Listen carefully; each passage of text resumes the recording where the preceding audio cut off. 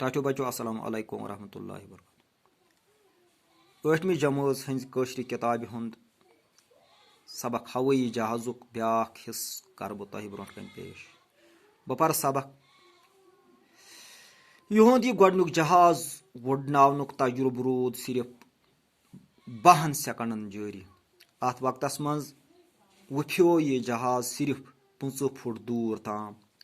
अम तजुर्बन core दुनियाहस यकीन ज इंसान हेक जरूर हवास मज जानवरन हंद पट वुडित।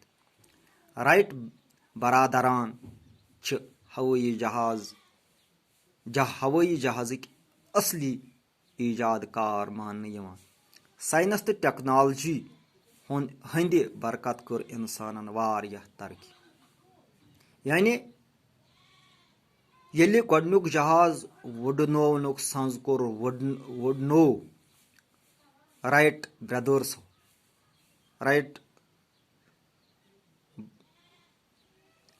ब्रदर्सो ये वुडनो यह जहाज वुड्यो 12 सेकंडन। तो 12 सेकंडन मज कोर अम 25 फुटन दूर द्राव।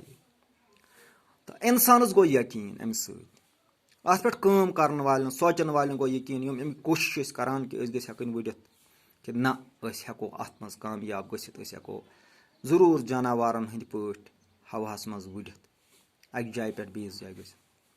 तो अमिक ईजादकार यानी गोडन कड़न वल यह नोन कड़न वल यह बद कड़न वल जहाजुक यह ईजाद जहाजुक यह कारनाम यह राइट ब्रदर्स यम लकट लड़क। तो साइंस तो टेक्नोलॉजी बरकत इंसान कर वारियाह तरक्की। वारियाह चीज बने जहाज गो डेवलप यह बढ़ो अत गई तरक्की। इंसान सफरस मज त गई कमी यह सफरस वरी बाद लगान सह कैंचन घंटन मज तय गसान। यथ रेत लगान तथ मिनटे लगान यथ गंट लगान सह सेकंडन मज गसान तय।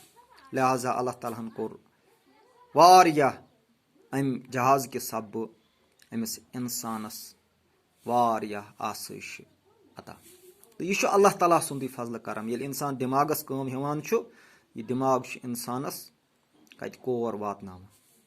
लिहाजा ये गोडनथी तमाम काम दुनियाई काम करनस सत यह सोचो कि गस गोडनथी अल्लाह ताला नजदीक वतित गस पत काम कर सोन दुनिया बेहतर बन आखरत बन बेहतर।